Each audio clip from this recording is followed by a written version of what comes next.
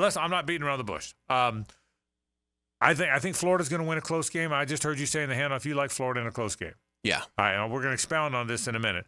JJ, you like the Gators because it's in Gainesville. I imagine you like a close game as well. Oh, yeah. I'm going to say like 24 to 20, 21. It's that game. Like that. It's that game. I think most of us believe I think there may be a few more points in that, but I think it's I think it'll be really low scoring, actually. That's like the one thing I'm pretty confident that'll happen. You're in the majority. I'm in the minority on that. Most people think low 20s, high teens, low 20s, sort of like the Georgia Tech FSU game. I think a little more than that. I think Cam Ward, Graham Mertz, I think it's 31-28, 31-27, 30-20. I think probably more points than other. But again, I'm in the minority on that.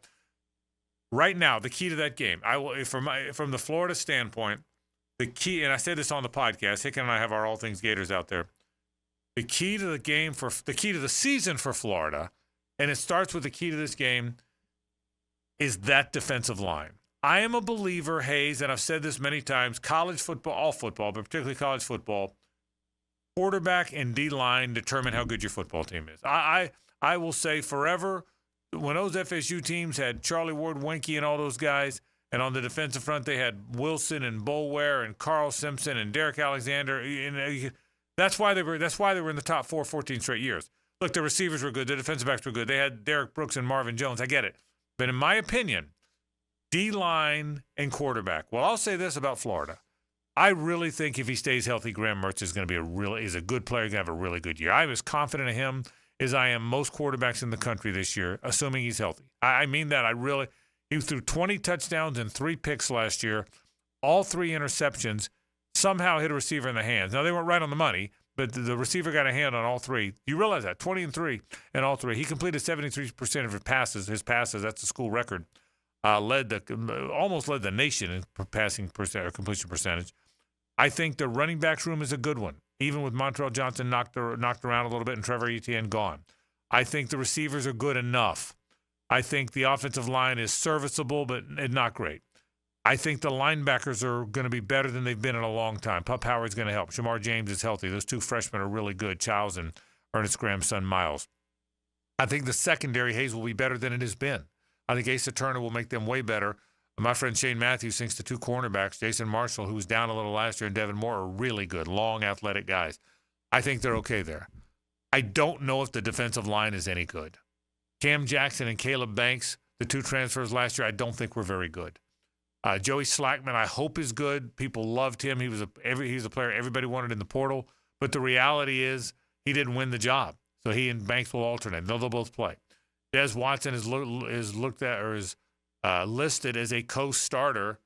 Des Watson, now he's lost some weight, but I don't think he's good enough to be a co-starter on a good college football, on an elite college football line. Justice Boone is their best edge. He didn't play last year. Princely, who went to Ole Miss, would have been their best edge guy. I hope TJ Searcy's pretty good. I hope some of the young players are pretty good.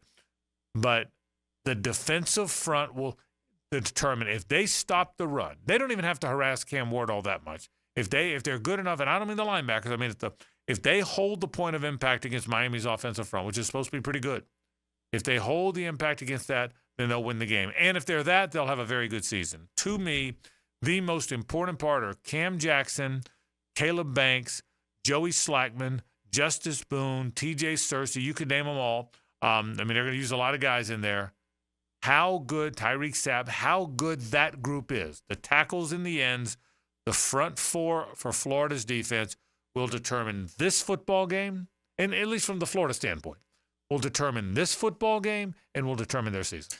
And I'll go on the opposite side of the ball. If Florida's offensive line struggles, which it could in this matchup, then I think it makes life awfully difficult for the Gators offense. They're, right side of the line, George is now at guard. We'll see if that makes him better because he was subpar as a tackle. The right tackle spot, no one really ever claimed it. So it looks like it's going to be Waits, but he's very inexperienced. Well, keep going.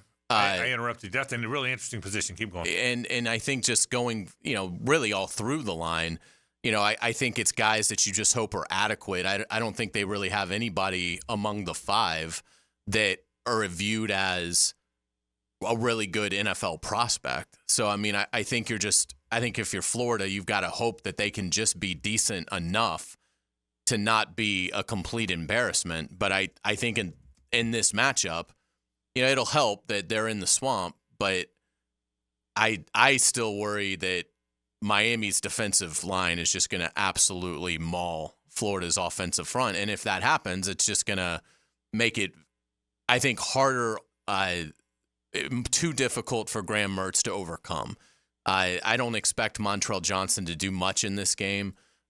So it then becomes, can your backs pass protect? I think that's a big issue. I don't know that Graham Mertz is going to have a lot of time to really throw the ball deep. I think everything's going to have to be designed to be pretty quick early on. And so does Miami take advantage of that? Do the corners, safeties cheat up a little bit? Do you see a turnover from something in regards to that? So I think it's Florida's offensive line. If Florida's offensive line plays well, I'll be surprised if the Gators don't score a pretty good amount of points and win the game. But that's the one that I could see where Miami is really able to take advantage of Florida's offensive line, and because of that, win the game. Yeah, so the trenches are so important. And we're going to talk about this game throughout. I think Graham Mertz is going to play well. I do hope, and again, I'm rooting for Florida. So this is a biased opinion. I mean, if we're being honest, we generally have those. I do think a new quarterback playing with these teammates for the first time is a big lift when you're doing it in a place that loud. It's 90,000 people that are going to be losing their mind. It will be the loudest place he's ever played. Now, he played Washington State, played at Washington, which is a great setting, but it's not the Swamp. It'll be the loudest place where he's played, and it's his first game with these teammates. It's his first time in a game. There's been plenty of scrimmages, but it's Cam Ward's first time in a game with these teammates, communicating, hand signals, can you hear me, in the huddle. And that, I think it worked against Mertz last year at Utah. I think you could see it. He was good. He had never communicated with these teammates, and it was pretty loud. And so I think it affected Cam Rising, who had played a lot of football in the Swamp 2 years ago. So I think playing with a team for the first time, communicating in a game in a loud stadium, I think it affected DJ last week. And even though that wasn't a road venue, it was kind of a loud, unusual venue, the music and whatnot. So that, I think, helped. That has advantaged Florida. This is really that game, Hayes, where the first team to fumble a punt, the first team to fumble to drop one inside their 20, because nobody knows who has the momentum in this one. There's no team walks into this game as the team to beat. That's the beauty and intrigue of this fantastic game. And they're both under tremendous pressure.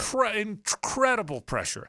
And so I think Florida's under more pressure because it's a home game and because he's on a hotter seat and because he's got a brutal schedule upcoming. So, but they're also the advantage that it is the home game. So, I mean, there's so many storylines in this one. So many storylines in this game that will affect the game in so many ways. Hey guys, Taylor Dahl here. Thanks so much for checking out our 1010XL Florida Gators page. If you're looking for more Florida content, subscribe now. But if you're looking for some professional football, NFL content, head over to our 1010XL Jaguars page.